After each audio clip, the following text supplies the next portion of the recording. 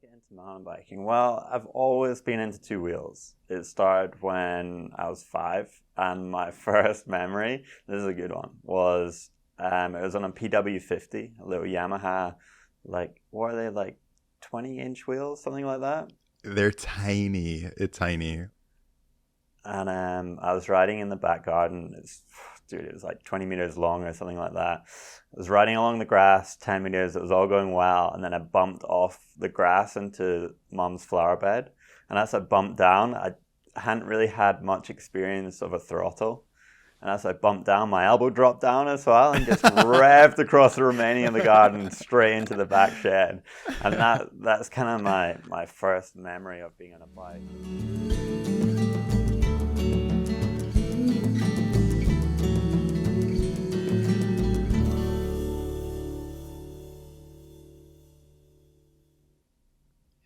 Brought to you by Thule, this is You Inspire Us, inspiring stories about all things bike. I'm Elliot Jackson, a bike ambassador for Thule, and today I'm speaking to Scotty Laughland. As a mountain biker, Scotty got his start racing the downhill World Cups and the Enduro World Series. He then transitioned to a career as a presenter for the Global Mountain Bike Network, where he created over 400 daily videos and racked up over 40 million video views. Today, he spends his time as a professional athlete and content creator. His Scotty's Scotland Showcase series on YouTube is now on its second season and showcases all of the epic trails that Scotland has to offer. Scotty, welcome to You Inspire Us. How are you and where are you? Thanks for having me, man. I'm stoked to be here. Right now I'm in Saalbach in the Austrian Alps and filming a e-gravel video and photo shoot. So pretty interesting, doing something a little bit different than normal. And it's been really fun so far. Have you done much gravel stuff in the past? Gravel's kind of, well, I guess it's like taken off over the last, 3-4 years, something like that. For sure. And I've done bits and pieces. I have a gravel bike. I enjoy riding it. But to be honest, if I'm going to go for a ride, I'm obviously going to take my mountain bike. There'd be no other. Have you done any like road stuff? Did you ever get into road, especially like from the GMB and stuff? Yeah, I did. The only road stuff I did was when I was racing Enduro World Series, just base fitness stuff. And I enjoyed it. It's good fun. But I'm here in Saalbach to do a gravel shoot with Safa Bryan. He's kind of road gravel. We met last year and it just seemed a perfect middle ground where it was like the mountain bike discipline kind of meets the road side of things. And I took him on an adventure. I know Saalbach really well and was like, dude, let's make this happen. And it just so happened that the hills here are steep. Well, they're not even hills, they're mountains. And the electric assist comes into play so well. I love it. So maybe rewinding a little bit, how did you get into riding mountain bikes in the first place? How did I get into mountain biking? Well, I've always been into two wheels. It started when I was 5. From there, it started with trials, which my dad was into. I saw the first ever Fort William World Cup in 2002. And that kind of just inspired me. I watched Steve P. Stu Thompson was kind of the local Scottish legend, along with Carrick Crawford Anderson. And how old were you when in 2002? 12. Okay. So that kicked it all off. Watched that race and was like, oh, I want to go mountain biking. So I went up the local woods, found there were some jumps, and it just progressed from there, really. The jumps got built bigger and bigger each summer. We'd spend every day of the summer holidays we could riding there, and then kind of wanted to progress some more. So discovered the racing side of things, and man, just went with it and absolutely loved it. It was, really good, and went from racing just in Scotland to then across the UK to then doing some World Cups to then transitioning to Enduro World Series. And my life really has just been about bikes. I studied mechanical engineering at university, completed that, and then the goal was to become a professional rider, and I joined the Cube Action team in 2014 for 2 years. And dude, I guess I just love riding bikes. Yeah, I mean, I feel like your life is you've like blazed a trail for me, like all the stuff that you've done, like building jumps like that when you were a kid, racing World Cups and as we'll get into, like being a presenter and stuff like that. It's like you're living my life like a couple of years ahead of me. Um, but did you know, I think it's always interesting to go from that exposure the first time to then saying like, what made you say, oh, I want to be a professional athlete? Like, did you I, always know that you wanted to race World Cups and make that a career?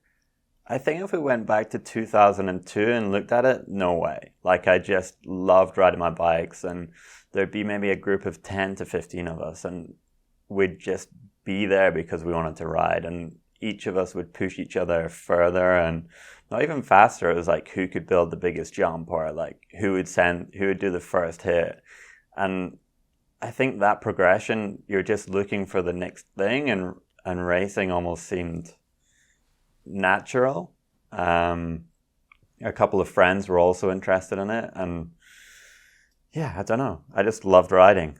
The first ever Scottish Downhill Association event I went to, I was on this Diamondback. I think it was a Diamondback jump comp, hardtail, 100mm duty forks that barely worked, front mechanical disc brake, rear V brake. Yeah.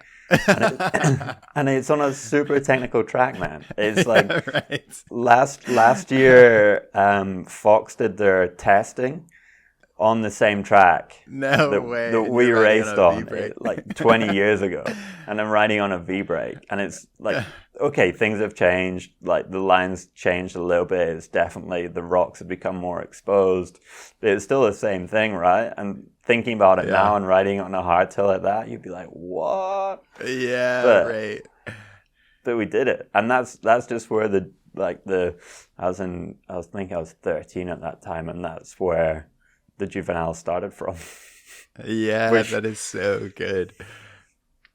And first race, didn't even finish, crashed out. Second race, chain jammed, and then it was like, right, we need to work out how I can finish a race. And it was like, went and looked, and the next summer got an orange Patriot, and that really changed things, man. Like, I don't know, they must have had 140mm of travel in the rear, little coil shock, and maybe an air, or I don't know. It was a like dream bike at that stage in my life, like proper dream bike. That is so good. And that kicked it all off, I'd say. And so, do you remember what it was about racing in particular that draw you to it? Kind of like, was it kind of like trying to find the flow state? Was it trying to like the training and all the preparation and the process of it? I think both of those laterally. Like early days, it was just the scene. Like the scene in Scotland, dude, was incredible. Like everyone knew everyone. Everyone would say hi. You could sit to. We were going up in tractors and trailers or cattle trucks, and sitting on hay bales with the bikes wedged between your legs, and it was really fun. And the first few races, there was no ambition there apart from just purely to have fun and just enjoy riding your bike. And then obviously the more that you do, you start to build up your position in the field. And then it was like, okay, see that, riding your bike more helps, right? So then you'd ride your bike a bit more, and then you'd maybe do a bit better at the next race. And then that kind of feeling of like success would draw you to do more and more. And maybe by the time I was 15, 16, be thinking like, oh, could I train? What could I do to better myself, to eat better, to be faster, just ultimately? And it just kind of momentum built, I guess, for it. Yeah. Do you remember like your favorite race runs of all time? Yeah, there's one race run which I think 100% got into that flow state, and that was British Downhill Series in Fort William. I was in the expert category before moving up to elite. I was having a big battle with a couple of riders, Jack Redding, Scotty Mears, Yeah. And I just nailed it, just like start to finish. There was nothing going on in my head. It was completely empty. It was just everything felt slow, wasn't thinking about anything, and I remember just nailing my lines. And I think I've only maybe got that a couple of times in my life, but when you get it, it was so good for racing, especially.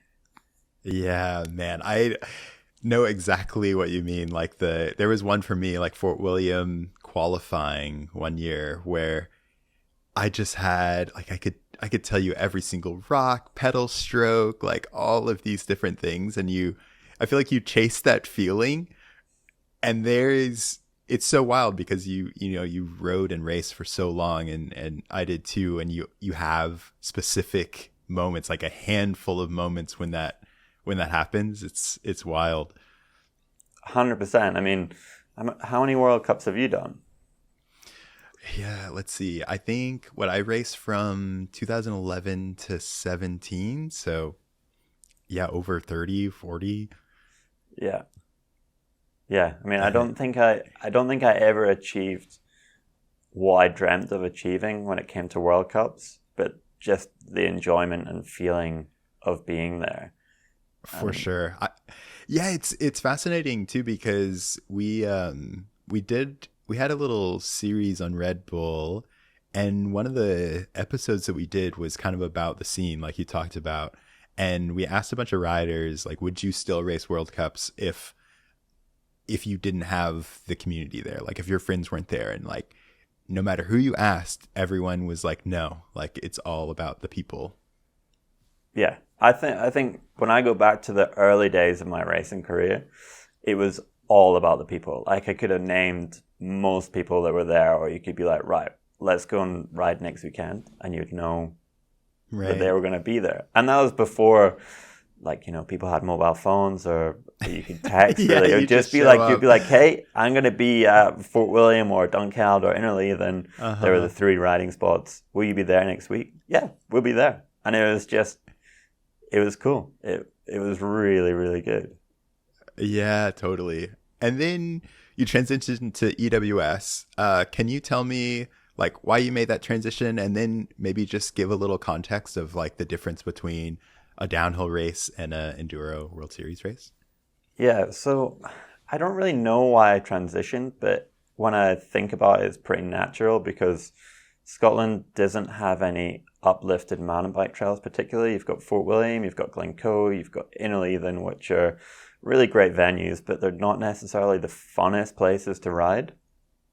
And at the same time, there's this kind of short travel trail bike scene that was growing Hmm. where you had maybe like 140, 150, 160 mil travel. You could pedal to the top and essentially drop into mini downhill tracks. And those tracks were pretty much the freshest, the loamiest, the funnest.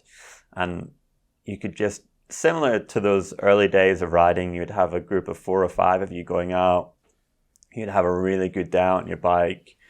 And that kind of led naturally into enduro. I had a hand injury in the last year I raced World Cups in 2012. I don't think I even lined up in the end. Mm-hmm. And I went out to France with some friends. They were racing the Mega Avalanche. I signed up to that. Then we did another couple of smaller, like, regional enduro races. And I was like, this is pretty fun. Again, that community feeling. You're riding your bike all day. You're just having a blast. And then Enduro World Series cropped up in 2013. And I was like, that looks pretty cool. So it just felt like a really natural transition to jump into that. I raced the first year as a complete privateer, bought a bike, funded myself to the races, lived in a van, which again was super fun and totally all about community spirit where, you're cooking together, you're eating together, and just living really a simple life of riding your bike and getting up, doing it the next day. And then I had a pretty good year, a bit of success here and there, good success in some of the European series, building in the British. And then I got offered my first place on a team to go and ride I don't know if I'd necessarily now say it was professionally, because it was bikes and all your expenses paid, and I was still living at home, and I had a little bit of money, but it was pretty limited. But it was like one of those opportunities that you're like, dude, I got to take it. For sure. Yeah. Yeah. So, I mean, it's interesting because I've seen so many, Instagram videos and stuff like that of these like insane Scottish trails. And it does feel like it suits racing enduro so much better than downhill. Like you said, like downhill, what is just like this 3-minute all out thing. Enduro, you're racing all day, like kind of mini different downhill runs.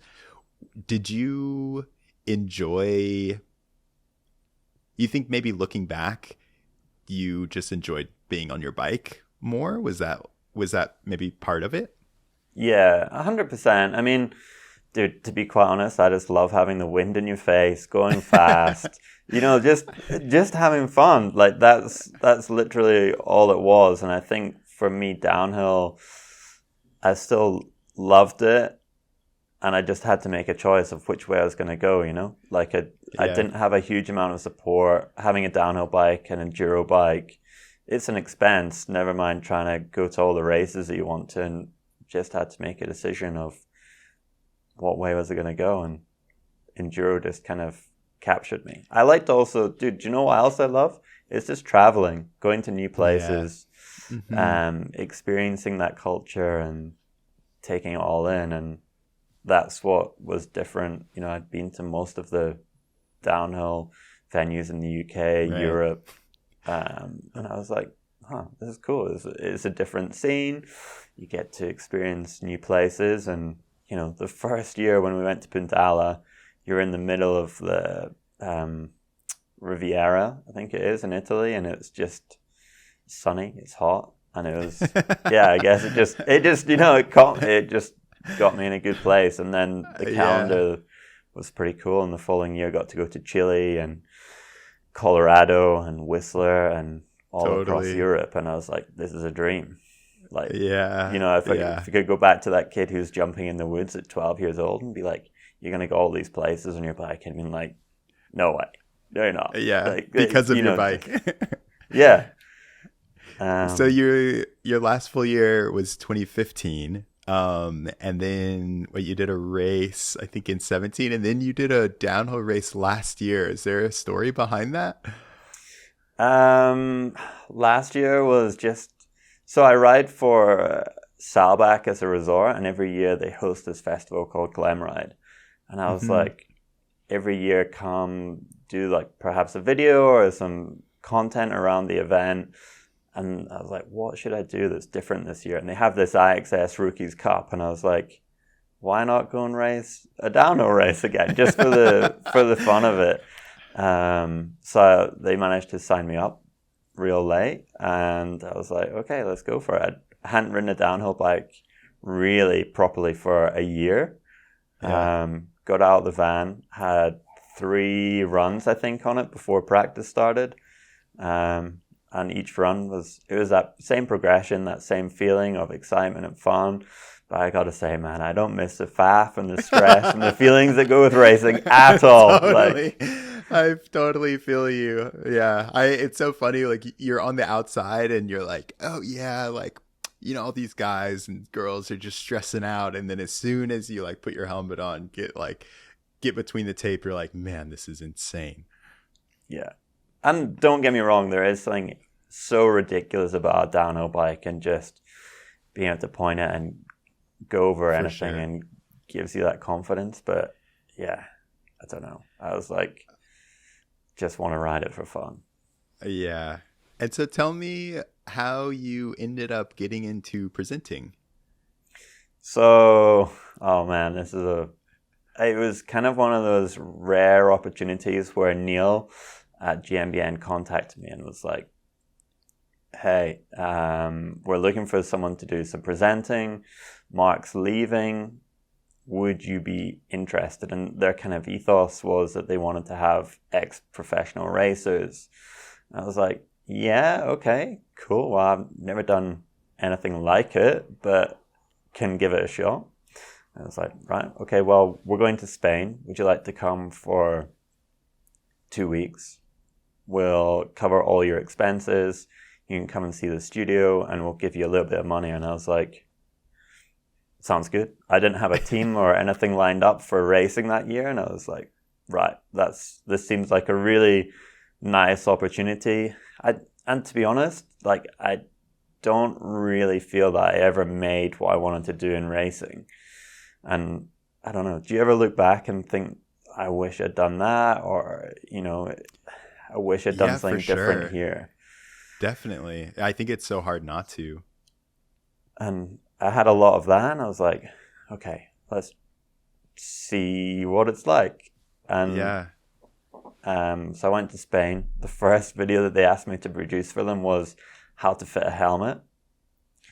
How did they go? It's like one of those ones where you're like, you put it on, you do it every day of your life, and then when you on film, you're like, I have no idea how to do this. Yeah, well, I had to go down for a week and do some script writing, and I'd never done anything like this before. Yeah. So I was like thinking, like going through each step in my head, like, okay, place it on your head. Yeah. Do like the bow or the ratchet or whatever you have at the back, tighten that till it's comfortable and tight and not moving around. And then you want to, oh man, I don't think I've watched the video for a couple of years, but it's pretty bad. What was your first impression of just being in that world? Seeing all that kind of goes into it and like feeling those emotions. I think I was probably surprised how big they were as a company, and at the same time just nervous in front of the camera. Like I'd done one video talking to a camera before that, and I remember before I went on the trip, I was like sitting in the hotel room and I was practicing talking to camera. I was like, this actually isn't so bad, just on my own, no one there and no one watching. And then it's a totally different game when you're in the environment and there's someone behind the camera and there's people watching, and you feel really tense and you're like, what do I do with my hands? Like, where do I look? And like, so did you so because of that, like I feel like I have so many of the same emotions. What made you continue to do it? Like, what made you be like, oh yeah, this is great, like I want to keep doing this? I think, again, the progression. So we did those 2 weeks. No videos were released in that time, but I could see and feel my confidence grow on camera. And the guys were being like, we did that first video, and they're like, that was good. And then by the end of the week, they're like, oh, that's really nice. Or, it might not have been first take, but it was second take. And they're like, what you're saying is really fluid. And then it just kind of grew again in the same way where, we maybe did 10 videos that week, and then we went back to the studio and maybe did 10 more, and then 20 videos week, in. Yeah, in 1 week, yeah. So wait, so you were writing the scripts, like recording, like these were, I guess they were at that point like more than daily videos? Yeah, so they were definitely doing daily videos, and there'd be a very like planned schedule of what was coming up. And at that time it was working so well because I think I started and they had 185,000 subscribers. And when I left they had 500,000. And wow. It was really cool to be a part of that. And what I'm doing now I'd never be able to have done without having gotten that experience and seeing how they work and understanding, filming, editing, post-production, posting the video. And Is that where you... Oh, go ahead. I was just going to say, I think what I've enjoyed the most about it is just the learning experience of it all. And similar to racing, you see that progression building naturally. And you're like, this is cool. Like, how can I get better? Like, what can I do to myself to make sure that I'm growing as an individual? For sure. And getting better at what I'm doing and delivering and sharing stories or sharing information. I always thought that it was interesting how much of a parallel there is between being an athlete and being a presenter. You know, there's like this one moment of performance. It's like all about the prep before. If you're not prepared, like once you get in front of the camera, there's really nothing you can do. Is that where you started to get interested in kind of the film photography side of things? Is just seeing how all that stuff worked? Yeah, definitely. And at the same time, I was also watching what other YouTubers were doing outside of mountain biking, outside of cycling, and I was like, what they're doing is really cool. And I spent about 18 to 20 months at GmbN, and it came a time where it was like, okay, I kind of want to go and do something different.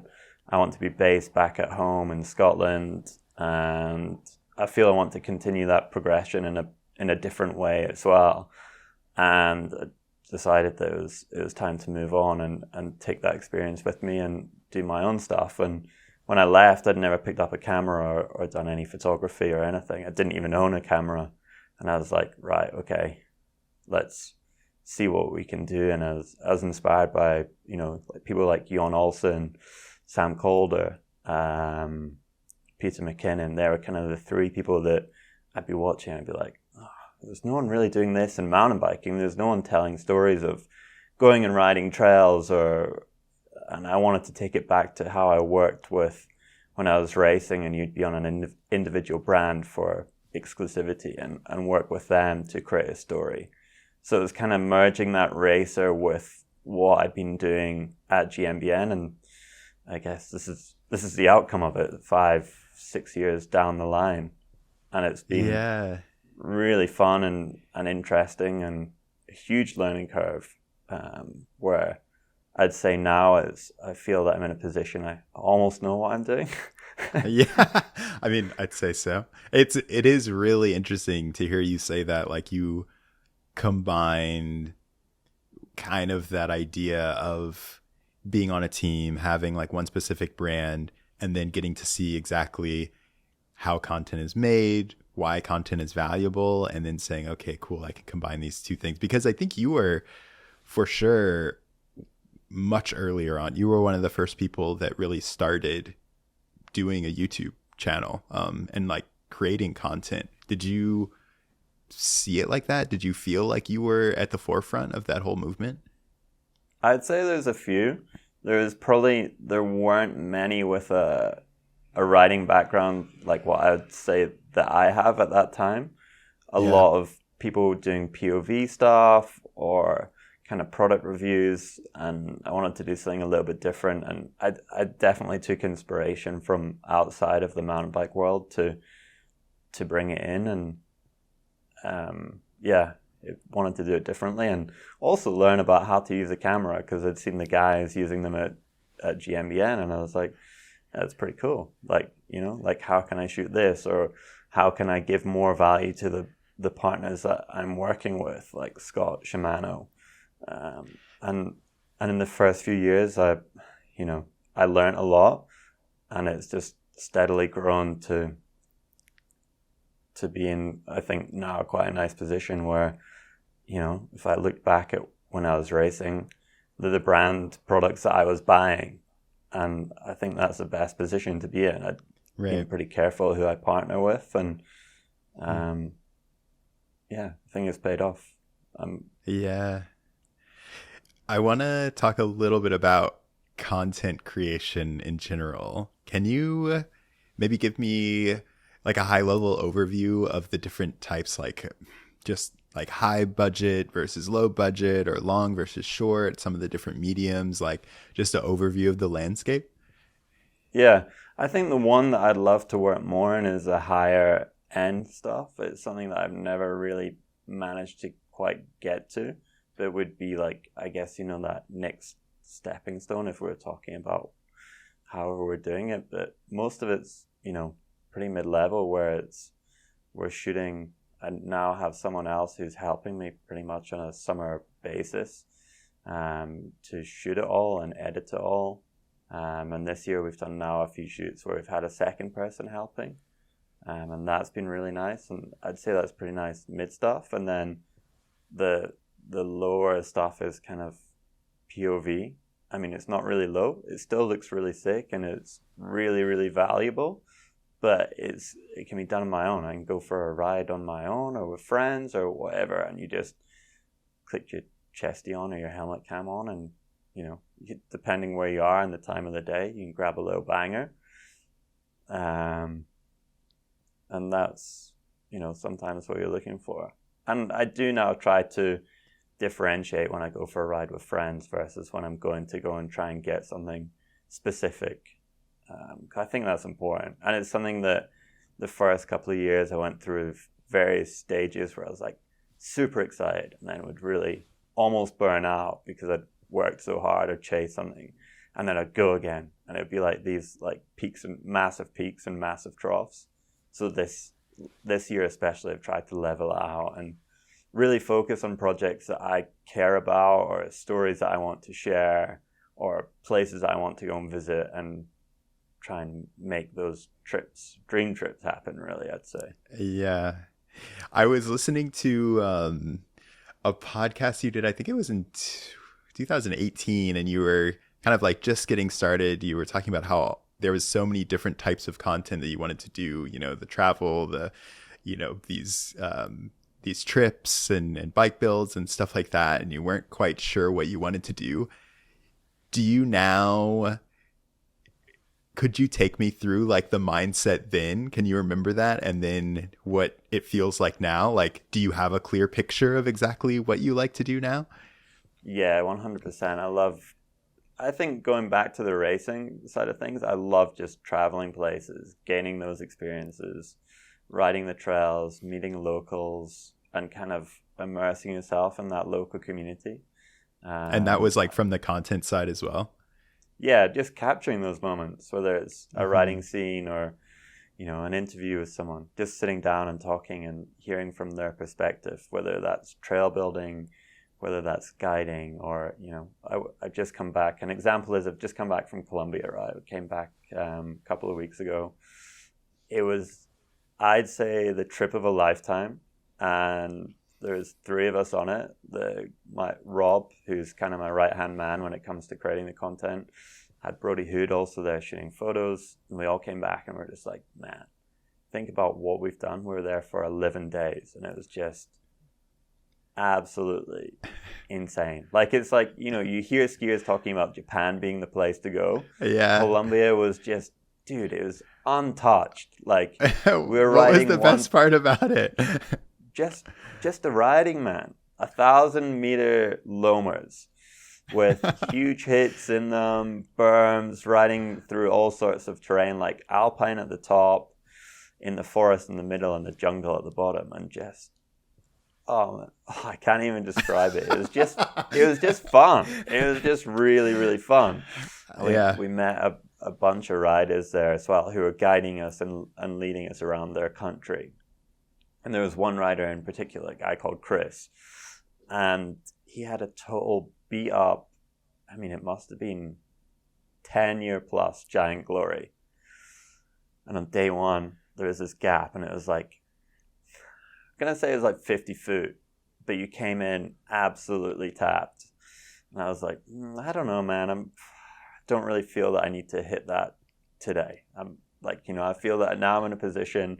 I'm not going to regret not hitting it, but I'd regret hitting it and, crashing or something, something happens and you're like, damn, day one of the trip, done. Right. He sent this gap, just pinned into it.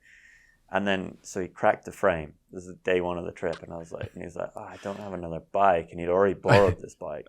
So then the next day he managed to get a bike from this shop. And we're rolling down to Coffee Farm to go and have a look and get shown around. And if you can, have you been to South America much? Have you done some street racing? I did Valparaiso in Chile, but that was it. That's the only time I've been down there. So kind of, we're rolling down a street and there's a big building site going on. There's not health and safety like in the UK or whatever. And it was just a scaffold ramp. And it was probably... I looked tiny underneath him. He must have been 12 to 15 foot in the air on this specialized status. that had parts machined specifically for it and just boosted off it. And we're like, can we do that again? And he was like, yeah, I'm going to go bigger. So we did this jump 3 times to get this picture in this shot. And at the end of it, dude, the whole rear wheel was shaking side to side, all the linkages. And I don't know, just getting experiences like that when you're traveling. Totally. That's kind of what made like the memories and the trip. And like we rode this other trail that was 1,000-meter vertical drop. And we rode probably the best natural switchbacks I've ever ridden. They just flowed and they look absolutely incredible. The film that we made about it's coming out at the end of the year. And then we got to this mango, like it was in a mango plantation, and all the mangoes that hadn't been picked were just in the gully that we were riding through, rotting. And we're following the guide and we're like, this is crazy. Like we weren't filming, we were just having pure fun. I had a GoPro on. We're like, this is mental. And the boys behind me, Rob and Brody, are like laughing. And the mango's rotten and stinking. It's absolutely gross, but it's like flicking up, hitting you in the face, covered in just squished mango. And it's just moments like that like, you know, I'm gonna probably remember for the rest of my life because they were just really, really cool. And again, it's just who you're riding your bike with is, I sometimes think, what it comes down to, and, you know, just having a laugh on it. For sure. Do you have any other moments like that you remember? Just around traveling or like any videos you filmed where you're just like, this was the best time ever? Oh man, there's plenty. Like even today riding with Safa, we got caught in a thunderstorm. And I've got Rob and Brody here also on this shoot. And we're all like huddled around where we'd come down, the lightning and the storm was going off all around us. And we're like, what should we do? And Brody was like, I'd quite like you to ride up and over this mound. It would be a really nice photo. The backdrop's really sick. And then Rob was like, I'm going to shoot a time lapse. Like, okay. And then we're like, should we wait out the storm? We're standing in this barn, like looking, chatting for a bit. And then we're like, we should probably go now. So we left at like probably the worst time. We climbed up this mountain road and then descended in it was so wet, dude, but just absolutely tapped on this gravel road down from the Spielberg house. It was like maybe a 500-meter drop. It was almost like probably 10% gradient, but just straight with like really mellow turns in it. It's just like, you know, just a ride like that is super fun. It was just funny. Right. Just like totally. Covered. You could barely see. You were soaked through. Yeah. Yeah. When you think about doing a project, how much do you think about what the content's going to be like versus how good the riding's going to be? That's a good question, actually.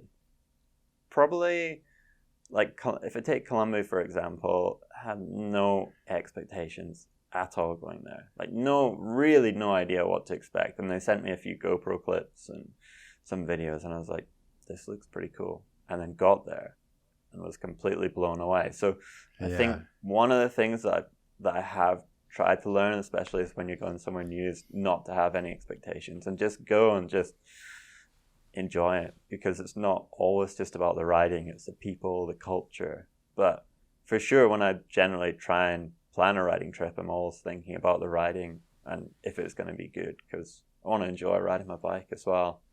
And it's hard because like when you're filming, you can spend a whole day filming and not actually really ride your bike apart from hitting a corner 5 times, hitting a jump 5 times, and you totally like ride a section of trail, but you're just constantly stopping. So this year especially, try to maybe give ourselves like a little bit more room so we can enjoy some of the riding to go with it, and also get the content that we want to get. Are you pretty deliberate? It seems like you've thought a lot about kind of your brand of content, like what it means to create good content. Is that something that you put a lot of thought into from the beginning, or like a skill that you've developed? I think a bit of both. I put a thought into what I wanted it to look like at the beginning, and then also with it came the development of skills. And I've been also lucky enough to work with some pretty incredible creators that have also worked their way up. Like I worked with the Sleeper Co guys, Glenn and Max.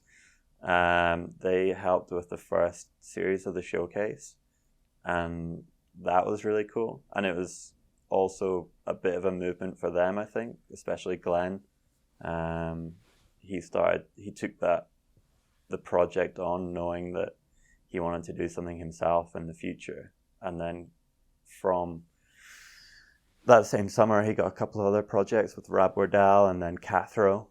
And yeah, I think just learning like is the main thing I'd taking away from it. Every project or every shoot that I've gone on, I've always come away with a new piece of knowledge or a new thought, or how could I do something better, or what do I want my content to look like.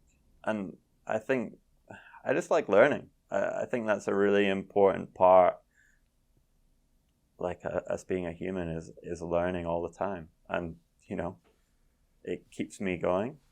Like I still want to learn how to be a better rider. Still, I don't train like I used to in any way. In fact, I wouldn't really say I trained at all. I just ride my bike is really what I do. But, sometimes I think like maybe I should do a little bit of training. And I was like, this year I tried to do a bit more gym-based stuff because like, I also don't want to get injured. I still want to be able to ride, want to be able to crash and not be like, oh, shoulder's not really going to take it, or I'm not going to ride a long descent. So yeah, I don't know. It's just kind of growing with it.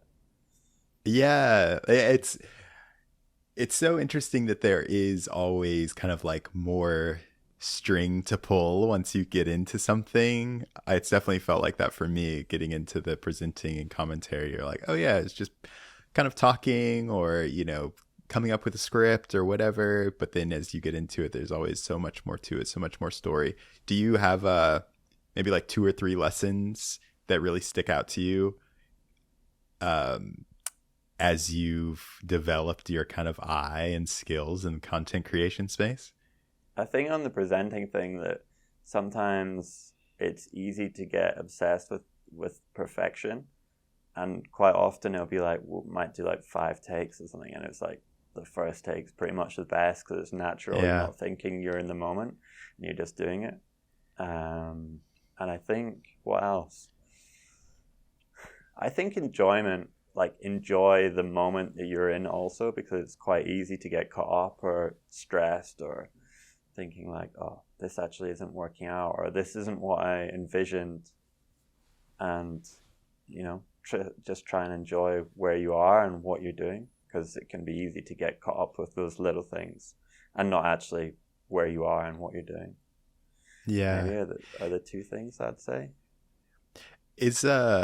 What are the biggest mistakes that you see like younger content creators make?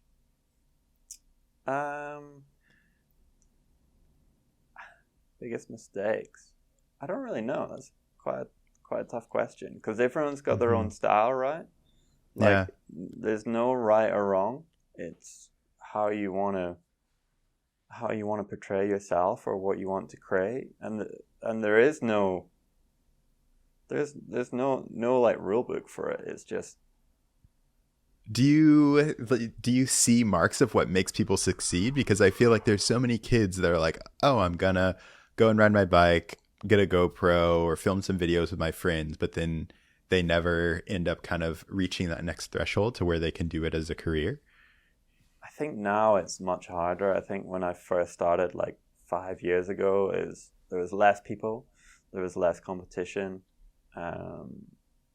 So yeah, I think it's harder now, but it's also changed a lot. Like long form content is less of a thing now, and people are interested in these short 5, 10, 15-second clips. And yeah, right. oh man, like how many clips do you watch a day and you don't even remember them, versus maybe one film that you watch per month and you're like, damn, that was inspiring, or those visuals were incredible, or that's a trip of a lifetime that I'd like to go on. And yeah, it's hard right now because there are so many people creating. At the time, no World Cup races were even thinking about it. now a lot of the guys, like you look at what Burner's doing, for example, and it's Yeah. a totally different style of content, but at the Right. same time, it's super successful. And Yeah. I don't think there are any rules. It's just what works for you. You might find a niche, and if you do, you're lucky. Yeah. Tell me about what you wanted to do with the Scotland showcase. The showcase idea really came about in COVID. I was like, couldn't travel. So that was like my A plan scuppered, I guess, for the year. And then COVID came around again, and I was like, I need something, just a solid idea that's going to let me, create something really cool, something different. And that was probably the first like mid to top level piece of content I created. We'd spend 3-4 days per episode really focusing on what the quality looked like. It wasn't about quantity, it was about quality, it was about storytelling, it was about inspiring people to come to Scotland. And then in that summer I also had my daughter Izzy, and it was like, okay, like, and becoming a parent, I was like, there's so much change going on in the world. Like we're very lucky as well in Scotland to have access to the trails for mountain biking, and I was like, I also want this to be there for her. So it was like kind of all came together. I wanted to talk a little bit about sustainability in it. I wanted to learn myself again about how I guess I could be a better mountain biker. And I also wanted to inspire people who lived in Scotland to go new places, or, once you weren't really thinking at that time, but you're like, right, COVID's going to end at some point, inspire people to come to Scotland. And I do feel very lucky to live where I do.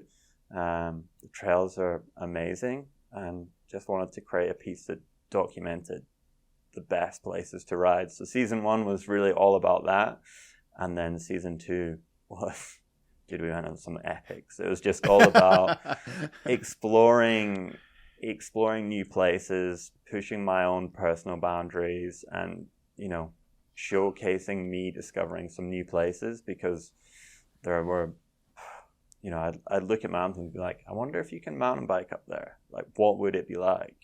Right. And that's what we set out. And there were some really, really pretty long, grueling days. Like there's some stories in there like that, they're just unbelievable. Like, right. Just really long, hard days, tough ground. Midges, dude, you know all about the midges coming at Fort William. Yeah, I don't know. I feel like I wouldn't even go outside if I lived in Scotland. It's like biting gnats, I guess, the best way to describe them. Yeah, like tiny bugs with the teeth of piranhas is how I described them once. Yeah, totally. That's a way better. Yeah, for sure. I do want to touch on, man, such nightmares. Oh my God. I want to touch on a little bit of the sustainability. Like I love this quote. So from the series, all the emissions will be offset. Each episode will have a slightly different storyline around sustainability, and the advertising revenue generated from you watching the series will be split across planting more trees in Scotland and the local trail associations. Was there a kind of a spark for you to do this? Like, did you notice some trails kind of going away, or what was the impetus? Yeah, not really going away. It's funny, after I created the series, there was a big storm came in and some trails did go away as a result of, like, it was a once in a lifetime storm that hit. But it was just, it was just an idea that I wanted to give back to the trail associations in some way. Like, I don't feel that I have enough time to go and dig and put back to the trails and maintain them and look after them. So I was like, okay, that revenue can go back to that. And then I was like, well, making it like completely carbon neutral is, in the end, it was carbon negative by offsetting. So I did a bunch of research around like how much carbon does one tree absorb in its lifespan to like offset carbon, and then added up the total miles that we drove as a group. There was Max filming, there was Glenn filming, there was Johnny Cook shooting photos, there was me Yeah. driving. We lift shared as much as we could, and then there would always be like one person who was coming from here or there. So added Right. up all those miles, did the calculation. It's got a spreadsheet somewhere. To work out how many trees needed to be planted, and it was, I want to say it was about 85 or 90, and we ended up Wow. with the ad revenue planting about 110. And I didn't want Oh, to that's just plant amazing. any trees. I also planted Scottish native trees, because what a lot of people don't actually know about Scotland is it is incredibly beautiful. Like, you've got these amazing mountains, the landscape driving to Fort William is just beautiful. But at one point, For sure. all that was forest. No way. Really? Yeah. So that has been cut down, or deer and sheep have eaten away at the saplings. So there's a big push, especially in the North Highlands at the moment, to try and regenerate some of the landscape and kind of take it back to what it was like, however, I don't know, years and years ago. Totally. So yeah, I wanted to do something that actually gave back to the country. So yeah, planted native Scottish trees through Trees for Life, and yeah, it feels like a really nice feeling to have done that. Yeah, for sure. That drive into Fort William is my favorite drive in the world that I've ever done so far. Like, I always tell people, if you've seen James Bond, like Skyfall, it's like at the inn when they're driving to the house, the cottage or whatever. That is just so beautiful. Do you have any advice for other riders, like thinking about sustainability? Is there anything people can do kind of in their local? Is it about just donating to trails, or like, what have you learned with all the research?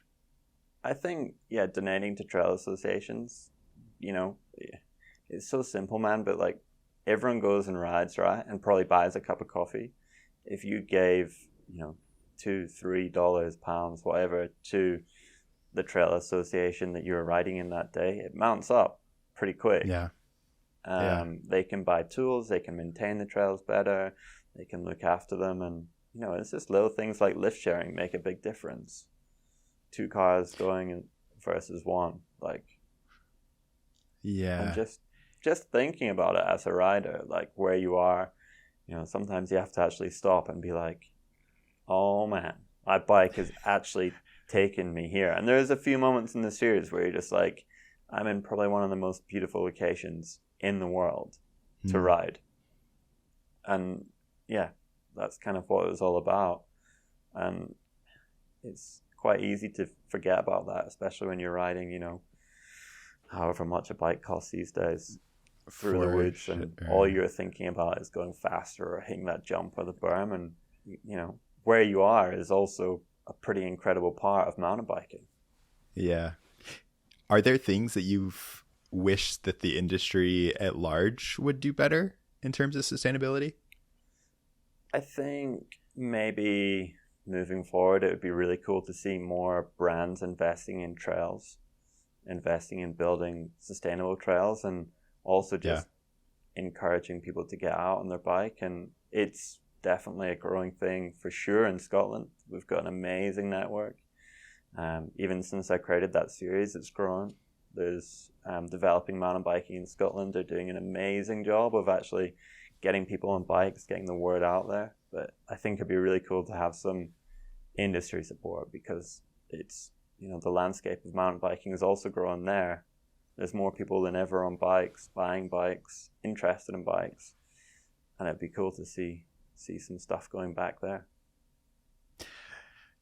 So kind of wrapping up, probably a selfish question for myself too. Is there a video that you feel like people should take a look at? Like maybe one of your favorite videos where you're like, yeah, if you go to my YouTube channel or, my Instagram or some sort of content that I've created, like, this is the one to start with. I think for sure Scotty Scotland Showcase. Like, that for me is like, I'd say the height of what I've achieved so far. There's a couple of cool pieces coming out later this year, like the Columbia one. it's going to be really, really cool. It's got an amazing storyline. It touches again on that sustainability aspect in a totally different way.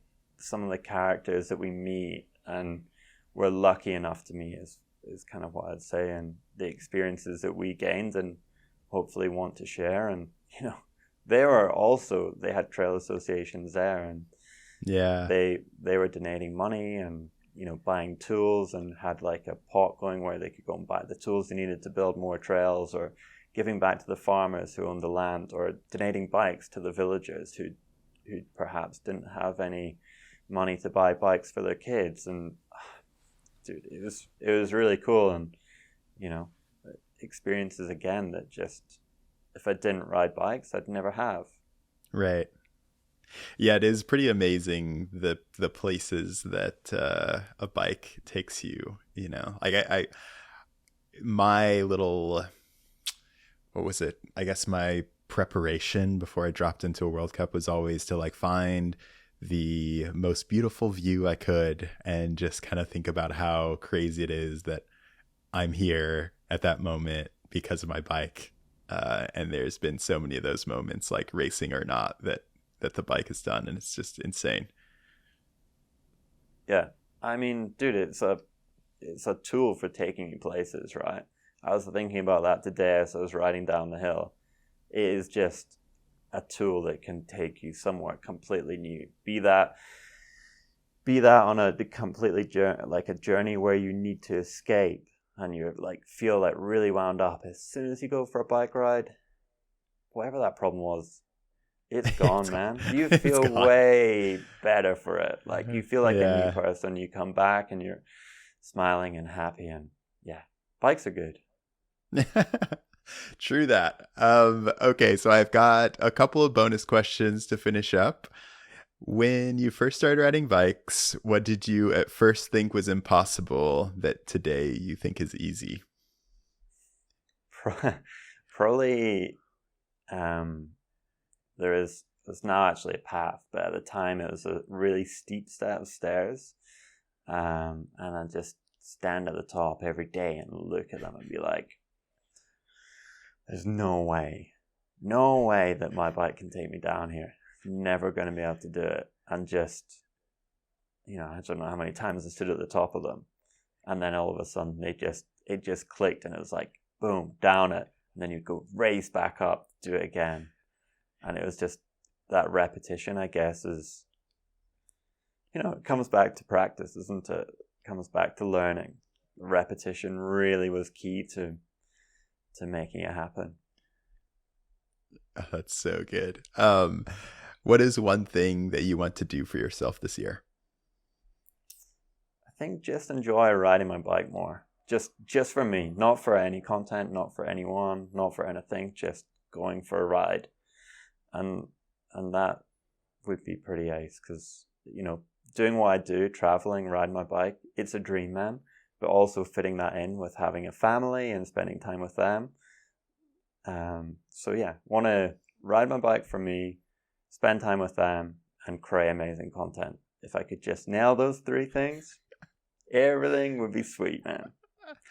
Yeah. I don't want much in life, just yeah. Okay, so our last traditional closing question is, who inspires you? Who inspires me? I think anyone who's chasing their dreams and doing what they love, whatever that might be, whatever it is, however they've gotten there, just if they're doing it and they absolutely love it, I think there's something pretty special about that, because not everyone gets to. And if you can achieve your dreams, whether they're childhood or if they're just something that you've landed into, and you just, you know, you get up every morning and it's the first thing you think of, it's pretty special. Totally. I 100% agree. Scotty, this has been so good. Thank you so much for coming on. Dude, it's been a pleasure. Really enjoyed it. Looking forward to seeing the Columbia video, and we'll talk soon. Thank you. You've been listening to You Inspire Us, a podcast brought to you by Thule. make sure to subscribe to this podcast so you never miss an episode. Learn more about Thule's ambassadors and get behind-the-scenes content by following us on Instagram @Thule or on Facebook at facebook.com/Thule. This episode was hosted by me and produced by Saga Ringmar. Lena Nilsson assisted on booking guests. Cover art was created by Martin Bergstrom, and intro and outro music were written by Kluben. A special thanks to our executive producer, Tina Lasilius. Thanks for listening.